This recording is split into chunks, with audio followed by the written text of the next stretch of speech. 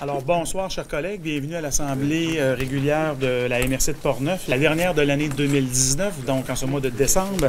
Vous avez tous reçu un projet d'ordre du jour dans les dernières transmissions du cahier des participants.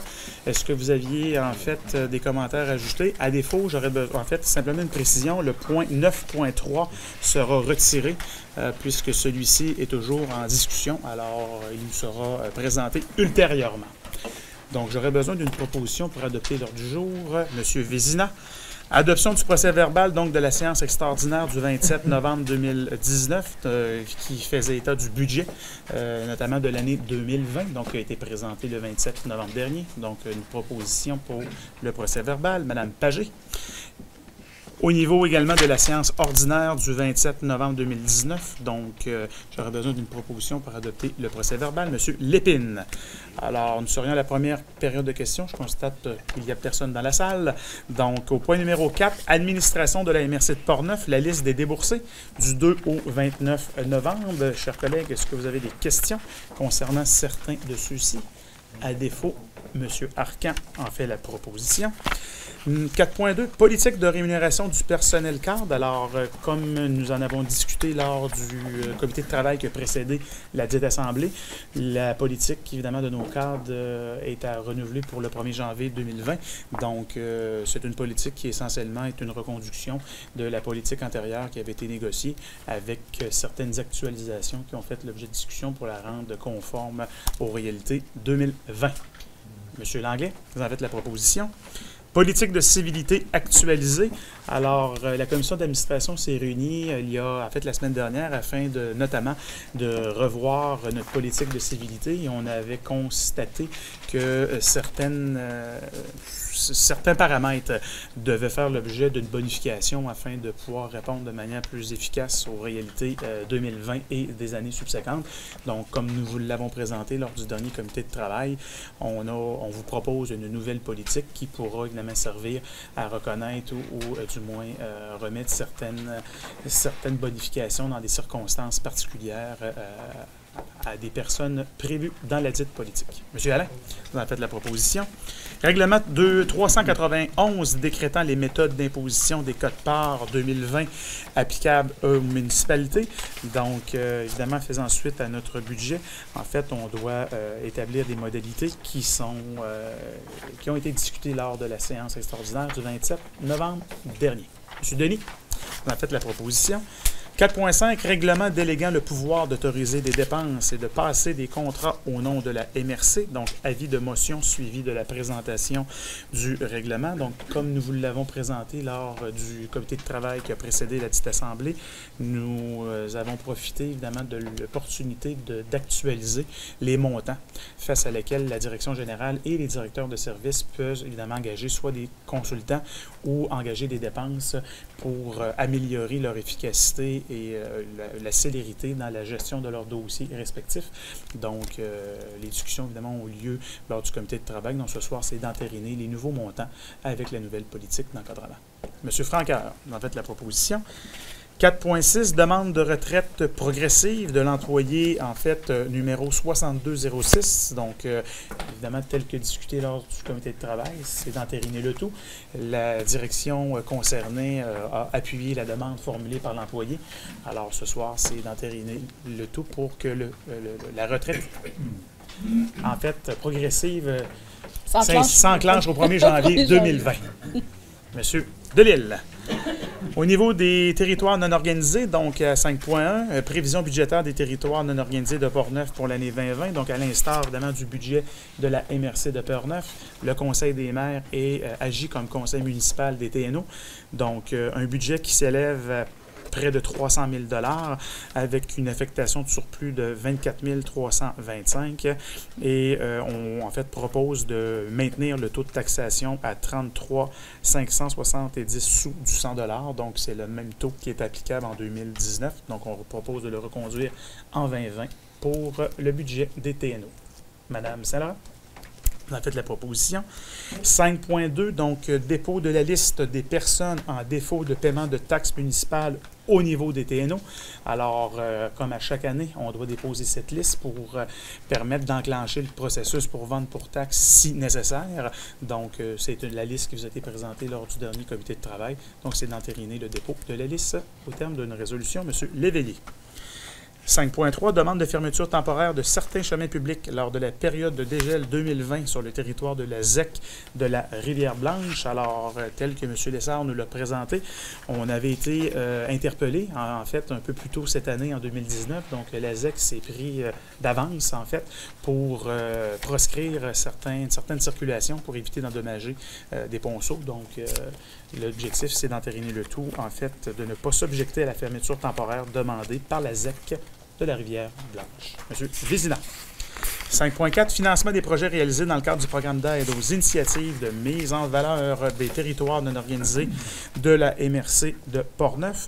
Alors, comme vous le savez, on a un budget annuel qui est réservé à certains partenaires qui font des améliorations au niveau des TNO et 5 dossiers qui ont déposé des redditions de comptes. On est en attente de 2, sauf que, évidemment, le comité d'analyse s'assure de la conformité des travaux et de la recommandation du versement de l'aide financière. Donc, si vous êtes d'accord, c'est qu'on accepterait évidemment le dépôt des dossiers, donc des 5 au niveau des redditions de comptes, qu'on prévoit également dans la résolution de verser un montant maximum, en fait total de 49 921, sujet à l'approbation par le service approprié pour les 2 dossiers qui n'ont pas encore remis leur reddition de compte.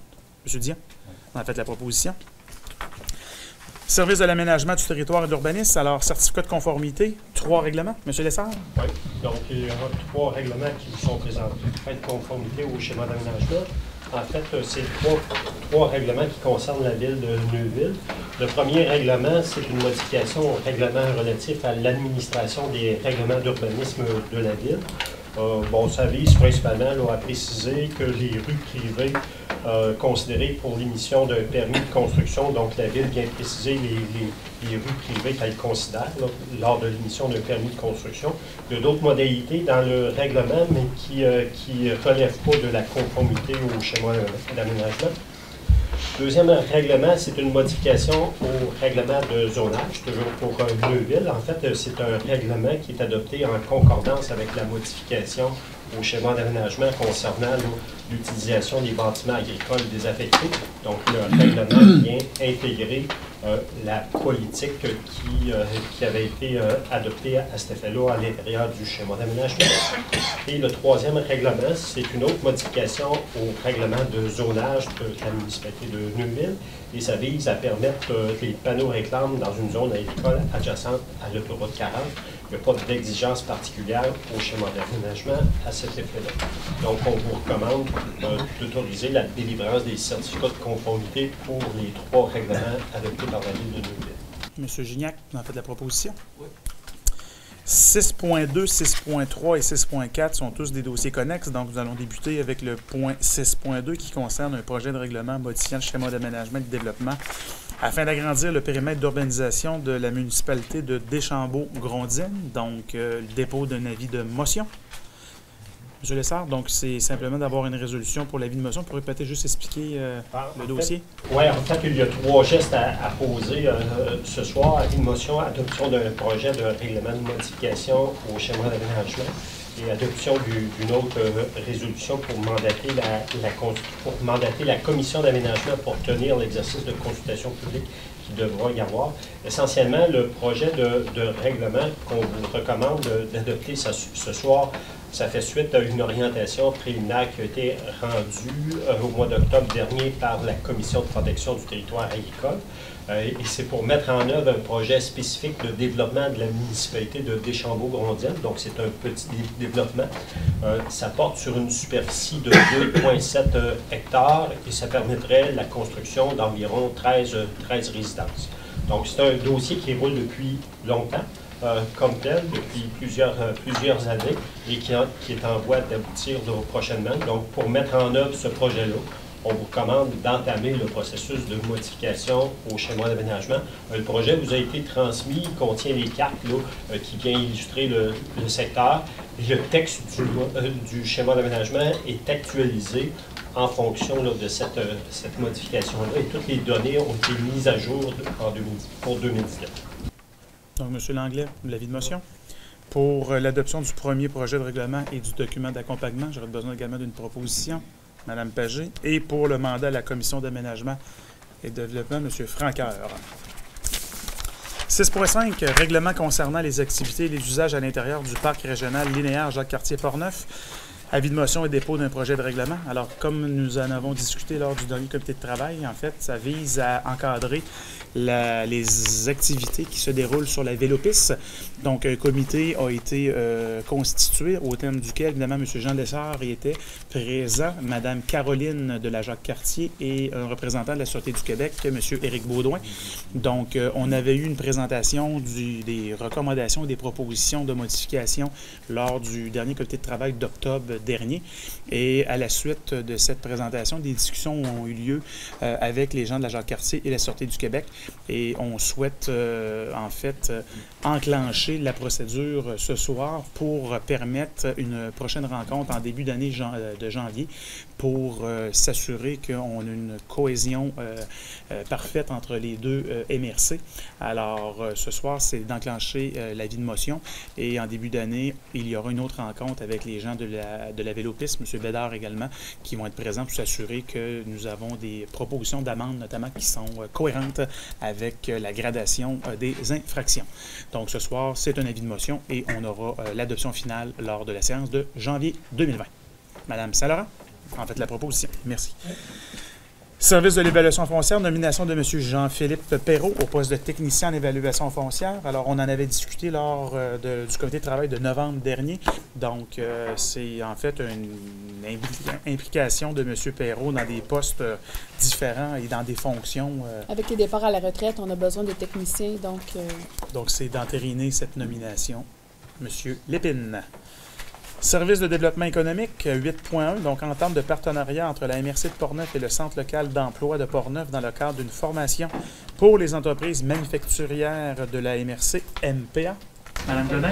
Oui, alors c'est une entente avec le Centre local d'emploi pour offrir une formation sur ce qu'on appelle la révolution industrielle 4.0.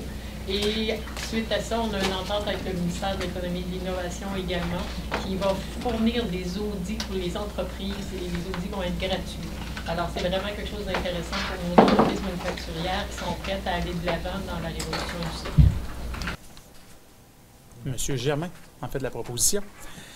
8.2, fonds de soutien aux projets structurants de la MRC de Portneuf, des projets recommandés au nombre de 5, 3 dans le volet événements touristiques et culturels et 2 dans le volet territorial. Exactement. Alors, pour la course de la banquise, Festival de la banquise 2020, 8 000 $. Pour le symposium Cap Santé Réussite Couleur, qui est porté par la Ville de Cap Santé, 7 200 $. Pour le festival Festiglace de Pont-Rouge 2020, c'est le retour d'un événement qui avait lieu auparavant, 8 000 $. Finalement, pour Culture Saint-Casimir, professionnalisme du théâtre des Grands Bois au niveau territorial, 20 000 $. Et finalement, pour la Ville de Cap-Santé, chargé de projet pour la mise en valeur du manoir Olsop et Fort-Georges-Cartier, 15 000 $ pour l'engagement de le chargé de projet. Monsieur Vézina, en fait, la proposition. 8.3, comité d'investissement commun, donc 3 projets recommandés. Exactement. Alors, ce sont dans le fonds de croissance, ce sont des subventions. Pour la grange salle sportive, c'est un démarrage, 1 500 $. Ensuite, l'escale gym Portneuf-Ouest, 7 000 $ pour un projet d'expansion. Et aussi, artefact urbain, 5 000 $ pour un projet d'expansion. Une proposition pour entériner, Monsieur Arcan. Au niveau des dossiers régionaux, maintenant, donc à 9.1, magazine touristique 2020-2021, octroi du contrat de production et d'impression à la firme La Boîte à Outils. Donc, comme vous le savez, en fait, depuis 2016, la MRC publie un guide touristique et nous avons profité de l'année 2019 pour améliorer, évidemment, l'entente. Et nous avons une proposition pour 2020 qui va nous permettre d'avoir un service et un outil de communication aussi performant de la même qualité et avec peut-être des meilleures retombées pour notre MRC. Alors, c'est une proposition de confier le mandat à la boîte à outils avec le projet de contrat qui vous a été présenté au préalable. Et c'est un montant de 39 800 au total. 39 800 $. Monsieur Franqueur, en fait, la proposition. 9.2, modification au schéma de couverture de risque en sécurité incendie, demande de modification au ministère de la Sécurité publique. Alors, tel que présenté lors du comité de travail, la ville de Donnacona et la municipalité de Deschambault-Condine nous ont produit des documents actualisés au niveau de leur risque faible, moyen, élevé et très élevé. Donc, l'objectif, c'est d'actualiser notre schéma afin d'intégrer cette nouvelle information dans le document. Monsieur Léveillé, on a fait la proposition. 9.3 a été retiré. 9.4, plan de travail découlant de la démarche de concertation territoriale sur les politiques familiales municipales et démarche municipalité amis des aînés. Donc, ça vise essentiellement à entériner l'implication technique de la MRC de Portneuf, le travail qui est déjà fait depuis des années en soutien. Donc, considérant qu'on est un acteur dans cette planification stratégique, on se doit d'adopter une résolution au terme duquel on réitère notre volonté et implication à supporter notamment les municipalités dans cette démarche. Monsieur Gignac en fait la proposition. Au niveau des rapports des commissions, donc commission de l'aménagement et du développement du territoire, pas eu de rencontre. Développement social et économique, on a eu une rencontre de travail avec les différents représentants des chambres de commerce. Alors, une rencontre qui visait à établir les objectifs 2020. Alors, nous allons vous revenir en début d'année avec certaines précisions, certaines annonces. Je sais que les représentants des chambres tenaient ce mois-ci leur assemblée générale annuelle. Donc, ils avaient des vérifications et je vous dirais, des choses à valider avec leurs membres et conseils d'administration. On attend un retour de leur part et en début d'année 2020, on aura assurément la chance de faire une annonce commune avec l'ensemble des organisations. Donc, on espère être capable de le faire plus tôt que tard en début d'année. Commission d'environnement? Non. Commission de l'administration, mais en fait, on s'est réunis pour discuter notamment de la politique des cadres et de la politique sur la civilité.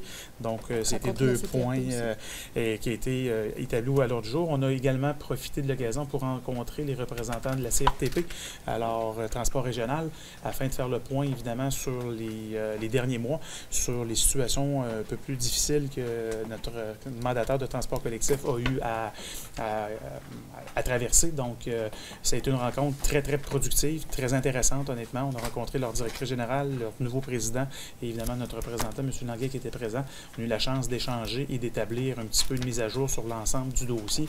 Donc, évidemment, le dossier est sous contrôle et on va s'assurer qu'en 2020, évidemment, qu'on va avoir le service de qualité, évidemment, qu'on a toujours eu, qui a été desservi par la CRTP.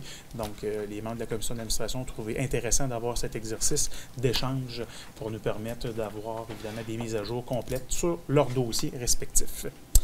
Comité de sécurité publique, semaine prochaine? Oui. Sécurité incendie, on s'est réunis hier.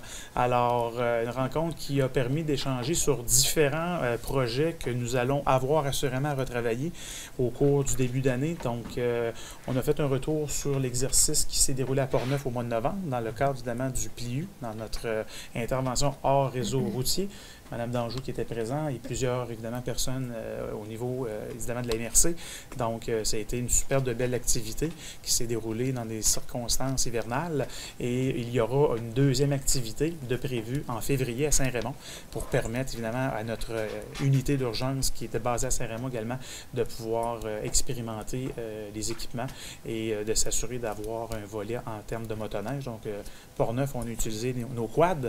Alors, Saint-Raymond, on va y aller avec la motoneige en février et on aura la chance là, de vous reparler de tout cela. Donc, c'est des exercices qui ont été fort appréciés par les partenaires. Les paramédics étaient présents, les gens de la Sûreté du Québec, les brigades d'incendie et évidemment les unités de formation que nous avons évidemment soutenues financièrement avec les subventions octroyées par le gouvernement du Québec. Donc, comme j'ai réitéré en novembre dernier, on a un super de beau terrain de jeu qui est la MRC de Portneuf, de vastes espaces. Maintenant, évidemment, on a des outils et des équipements et surtout des ressources humaines qui sont formées et qui sont habilitées à intervenir en cas de besoin. Donc, c'est une addition que la MRC de Portneuf s'est dotée avec cette nouvelle organisation qui est les PLIU. Transport régional, M. Langlais? La problématique reliée au changement de transporteur a fait en sorte qu'on a quand même vécu certaines difficultés, mais par contre, ça a été réglé au fur et à mesure. On est sur la bonne voie, je pense. Fait que les gens, surtout au niveau du transport handicapé, ces gens-là ont eu des difficultés, mais par contre, ça va se résorber Ça a déjà commencé, puis ça va se résorber dans les semaines à venir. C'est sur la bonne voie de fonctionnement. Bon. Régie régionale, gestion en matière résiduelle. Rien de spécial. Forum des élus de la capitale-nationale, M. Dion. Non, c'est reporté. Reporté. La semaine prochaine. Excellent. Affaires nouvelles, intervention des représentants.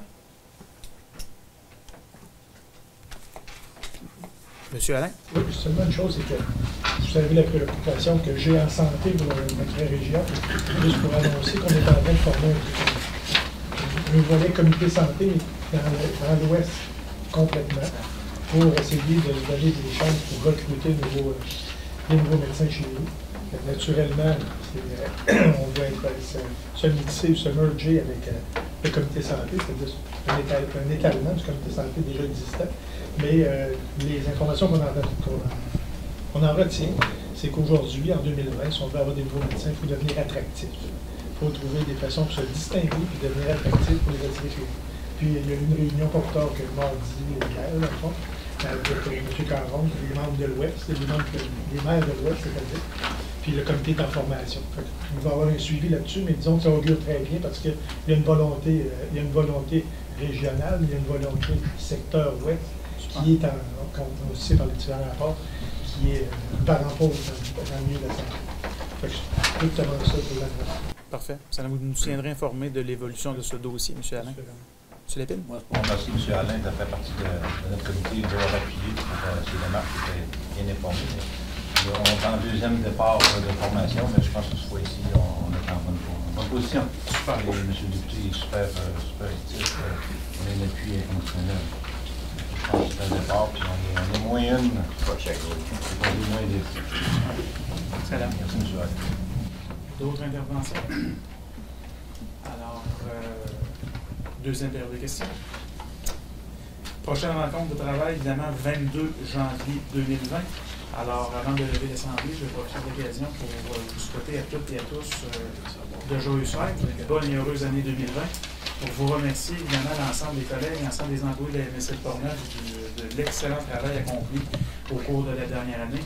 Alors, on a été confrontés à de nombreux défis. On a évidemment su je voudrais les franchir avec un succès collectif indéniable. Alors, profitez des prochains jours, de la période évidemment plus de repos pour vous reposer, évidemment de passer des beaux moments avec des membres de votre famille et vos proches. C'est des moments privilégiés.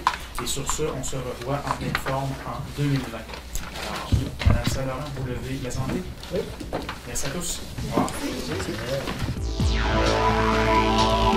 revoir.